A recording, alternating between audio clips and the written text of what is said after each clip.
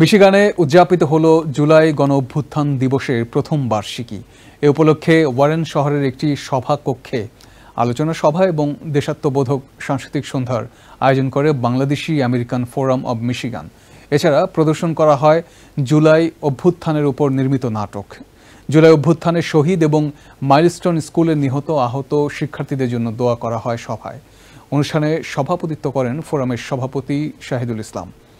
এতে প্রধান অতিথি ছিলেন বিএনপি চেয়ারপারসনের উপদেষ্টা আনম ওহিদ আহমেদ। বিশেষ অতিথি ছিলেন জামায়াতে ইসলামীর কেন্দ্রীয় মজলিসের শুরার সাবেক সদস্য মাওলানা সোহেল আহমেদ।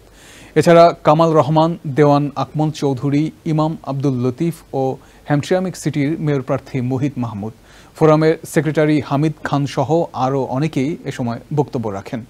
বক্তারা নতুন বাংলাদেশ বিনির্মাণে প্রবাসী সমাজকে ঐক্যবদ্ধ থাকার আহ্বান জানান।